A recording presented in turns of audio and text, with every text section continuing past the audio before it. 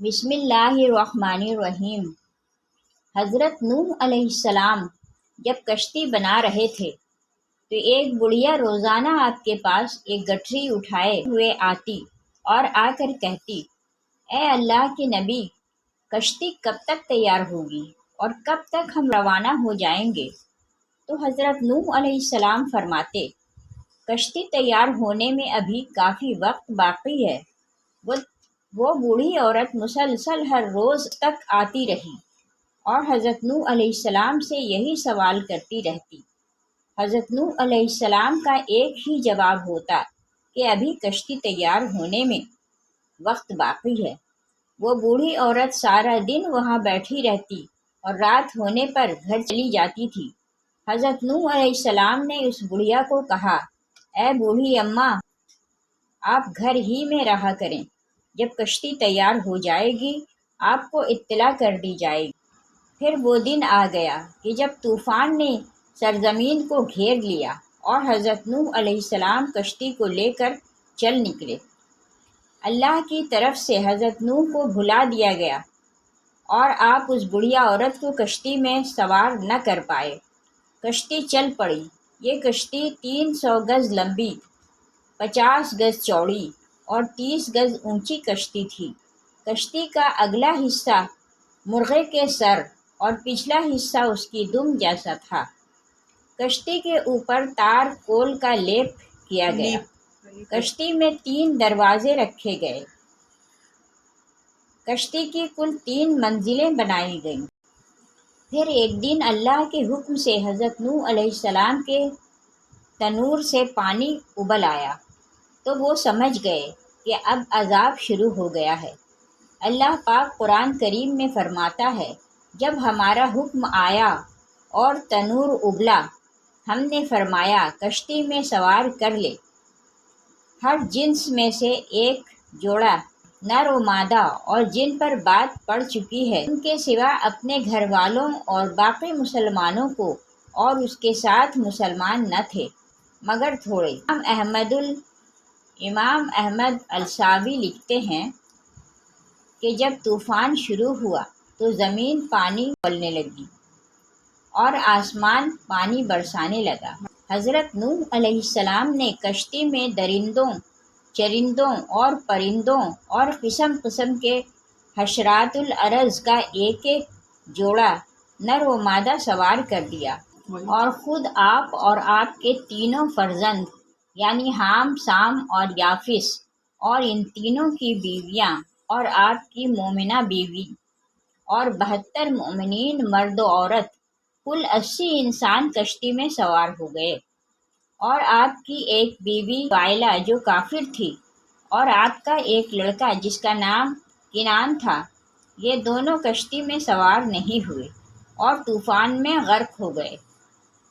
حضرت نوح علیہ السلام کی کشتی میں 40 مرد اور 40 عورتیں تھیں، مگر آپ کی اولاد کے سوا کسی کی نسل نہ چلی، اسی لیے آپ کو آدم ثانی کہتے ہیں۔ کشتی کی سب سے نچلی منزل پر درندے، پرندے اور حشرات الارض کو رکھا گیا۔ درمیانی منزل پر چوپائے اور دیگر جانور رکھے گئے، جبکہ سب سے اوپر والی منزل پر انسان تھے۔ عذاب کے دنوں میں مسلسل 40 دن بارش ہوتی رہی اور زمین بھی پانی اگلتی رہی، یہاں تک کہ پانی میں اونچے اونچے پہاڑ بھی ڈوب گئے۔ اللہ تعالیٰ کے حکم سے یہ لوگ 50 دن تک اس کشتی میں سوار رہے، اور اللہ تعالیٰ نے کشتی کا رخ مکہ مکرمہ کی طرف کر دیا تھا۔ کشتی 40 دن بیت اللہ کے چکر کاٹتی رہی تھی۔ اس کے بعد اس کا رخ جبل جودی کی طرف کر دیا گیا تھا۔ جہاں کشتی رکی تو حضرت نوح علیہ السلام نے ایک کوا کو حکم دیا کہ جاؤ زمین کی خبر لے کر آؤ۔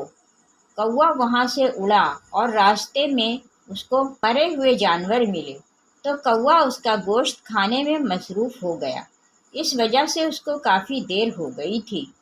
پھر ایک کبوتر کو زمین کی خبر لینے کے لیے روانہ کیا۔ کبوتر ایک زیتون کے پتے کو لے کر آیا، اس کے پاؤں کیچڑ سے گندے ہوئے تھے۔ کبوتر کے پاؤں کو دیکھتے ہی حضرت نوح علیہ السلام کو اندازہ ہوا کہ زمین خشک ہو گئی ہے۔ حضرت نوح علیہ السلام جودی پہاڑ سے نیچے اتر آئے، ایک بستی تیار کی جس کا نام اسانین رکھا تھا، یعنی کہ 80 آدمیوں کی بستی۔ یوں دنیا کی پہلی کشتی کا سفر اپنے اختتام کو پہنچا۔ سفر کے اختتام پر حضرت نوح علیہ السلام نے سوچا کہ کچھ علاقے دیکھ آؤں۔ حضرت نوح علیہ السلام کا گزر ایک چھوٹی سی جھونپڑی سے ہوا، جس جھونپڑی میں چراغ جل رہا تھا۔ حضرت نوح علیہ السلام اس جھونپڑی میں چراغ کو جلتا ہوا دیکھ کر بہت زیادہ حیران ہو گئے کہ اتنا طوفان آنے کے بعد بھی یہ جھونپڑی سلامت اور اس میں چراغ جل رہا ہے۔ حضرت نوح علیہ السلام نے وہاں اللہ تعالیٰ کے نام کا نعرہ بلند کیا تو وہ بڑھیا گھر سے باہر آئی اور کہنے لگی، اے اللہ کے نبی، کیا کشتی تیار ہو گئی ہے؟ حضرت نوح علیہ السلام نے اس بوڑھی عورت کو پہچان لیا اور بہت حیران ہو کر پوچھا، اے بوڑھی اماں، تجھے طوفان کے بارے میں علم نہیں ہوا؟ عورت نے جواب دیا، اے اللہ کے نبی، بس اتنا پتہ ہے کہ بادل گرج رہے تھے اور ہلکی ہلکی ہوا چل رہی تھی۔ حضرت نوح علیہ السلام عورت کی بات سن کر اللہ تعالیٰ سے دعا کرنے لگے، اللہ تعالیٰ یہ کیا ماجرا ہے؟ تو اللہ تعالیٰ نے حضرت نوح علیہ السلام کو فرمایا، اے میرے پیارے بندے، تم نے اس عورت سے وعدہ کیا تھا کہ جب کشتی تیار ہو جائے گی تو میں آپ کو لے جاؤں گا۔ اے نوح علیہ السلام، میں نے اس عورت کی جھونپڑی کو اس لیے تباہ نہیں کیا تھا کہ میرے بندے نے اس عورت کے ساتھ وعدہ کیا تھا کہ میں اس عورت کو لے چلوں گا۔ حضرت نوح اللہ پاک کی نشانی دیکھ کر خوب روئے۔ حضرت نوح علیہ السلام نے 950 سال کی عمر پائی۔ حضرت نوح علیہ السلام جس جھونپڑی میں رہتے تھے وہ اتنی چھوٹی تھی کہ آپ علیہ السلام جب سوتے تھے تو اس جھونپڑی میں آپ علیہ السلام کا جسم پورا نہیں آتا، آدھا جسم جھونپڑی سے باہر نظر آتا تھا۔ جب ملک الموت آپ علیہ السلام کی روح قبض کرنے کے لیے آئے تو ملک الموت نے حضرت نوح علیہ السلام سے پوچھا، اے اللہ کے نبی، آپ نے کس طرح اس جھونپڑی میں ساری عمر گزار دی ہے؟ اگر آپ چاہتے تو آپ اس سے کئی گنا بڑی جھونپڑی بنا سکتے تھے۔ حضرت نوح علیہ السلام نے ملک الموت سے کہا، میں نے تمہارے انتظار میں ساری عمر گزار دی ہے۔ ملک الموت نے جواب دیا کہ ایک وقت ایسا بھی آئے گا کہ انسانوں کی عمریں بہت زیادہ چھوٹی ہوگی، ان کی عمریں 100 سال سے زیادہ نہیں ہوگی، وہ اس چھوٹی عمروں میں بھی بہت بڑے بڑے محل تیار کریں گے۔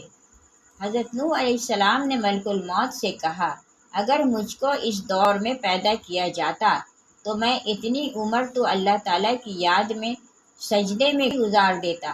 اللہ تعالیٰ سے دعا ہے کہ اللہ تعالیٰ ہم کو نیک کام کرنے کی توفیق عطا فرمائے، آمین۔